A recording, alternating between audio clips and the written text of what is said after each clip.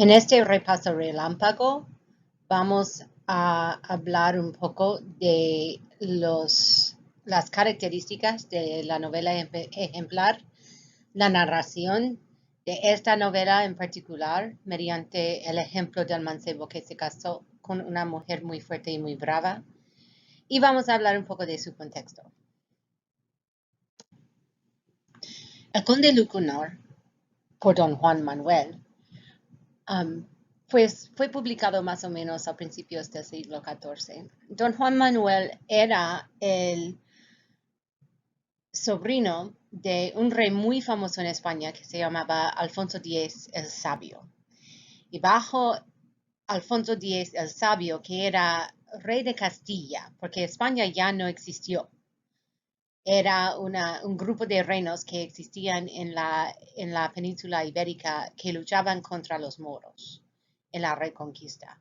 Y durante esta época, Alfonso X el Sabio decidió patronizar las artes de literatura y poesía y también la historia, y todo se escribía en la lengua vernácula que era español.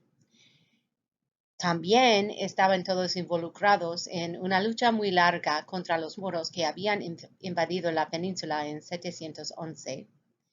En esta época, los cristianos y los moros ocuparon más o menos la mitad de la península cada uno. De eso hablamos de la novela ejemplar, que era una novela, una serie de cuentos que se unificaron por una historia que era el marco, ¿no? Y este marco, vamos a hablar en la próxima diapositiva, tenía que ver con el contexto en que alguien contó estas historias. Así que don Juan Manuel recopiló varias leyendas, historias y fábulas de todo el mundo que él conocía por tradición oral, por leer cosas. Las recopilaron, las narraciones, las recopilaron en esta novela ejemplar. Y lo que hizo era utilizar varias voces narrativas para presentar la historia y el tema del ejemplo y entonces resolver el problema. En este caso tenemos el Conde Lucanor y Patronio. El Conde Lucanor, como sabemos, es un noble y él tiene que él tiene autoridad sobre toda la gente en sus tierras, pero también tiene la responsabilidad de ayudarlos. Patronio es su consejero. Muchas veces, siempre en esta novela, el conde Lucanor viene a hablar con Patronio y le pide consejos por parte de un siervo o otra persona en sus tierras que necesita ayuda. Y Patronio le dice lo que puede hacer, si quiere, el conde Lucanor, mediante un cuento o una fábula.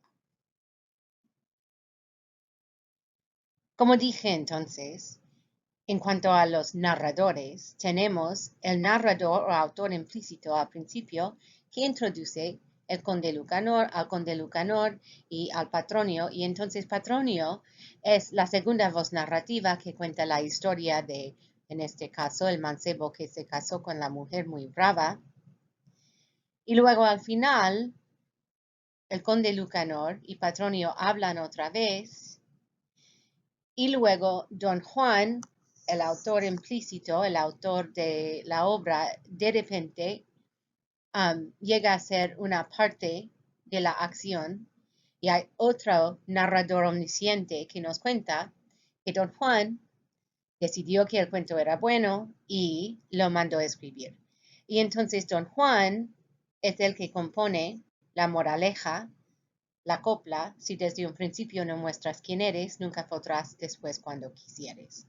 Así que hay por lo menos el narrador omnisciente, Patronio, y al autor implícito que dice todo esto.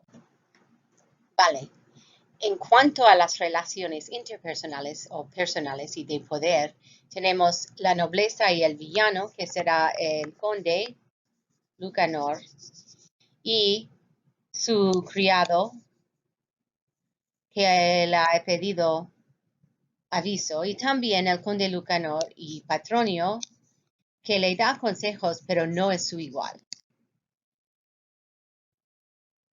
También tenemos la dicotomía de rico y pobre.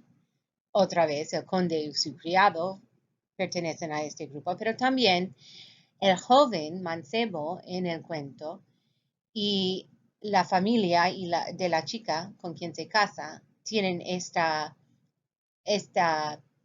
distancia de rico y pobre, o uno tiene más recursos económicos, la familia de la chica, que el otro. Y por eso el chico quiere casarse con ella para mejorar su situación económica y también social. Y luego tenemos la relación hombre-mujer, en que vemos que lo ideal sería que la mujer sea sumisa, como llega a ser la mujer brava. Pero la ironía, al final, ironía tiene que ver con el suegro del joven moro, quien mata al gallo, y entonces aprendemos que don fulano se llama, aprendemos que él no hizo lo que debía al principio de su matrimonio con la madre de la chica brava, y por eso él no puede ya tener una mujer sumisa. Por fin tenemos el reconocimiento por parte del autor que tratamos de una familia mora. Ahora, no dice mucho de esto, y si lees la mayoría del cuento, entonces te sientes que este chico es como todos los chicos de la época. Pero el autor mismo nota que eran moros. ¿Y por qué es importante eso? Bueno, porque los cristianos están en lucha constante desde el siglo VIII hasta el siglo XV con los moros en España. Por una parte, ser moro, ser infiel, es mala cosa, claro, y de esta manera el autor puede, o Patronio puede, bueno, el autor, Patronio, todas las voces narrativas pueden hablar de este joven y contarte esta historia tan violenta del joven que mata a todos los animales. Pero por otra parte, lo que hace es mostrar que de muchas maneras los moros no eran tan diferentes de los cristianos. ¿Por qué? Porque entonces los cristianos están venciendo un grupo que vale la pena luchar, un grupo no igual, pero que tiene cosas grandes en su civilización, y entonces los cristianos están luchándolos, y por eso cuesta tanto tiempo vencer a ese enemigo infiel.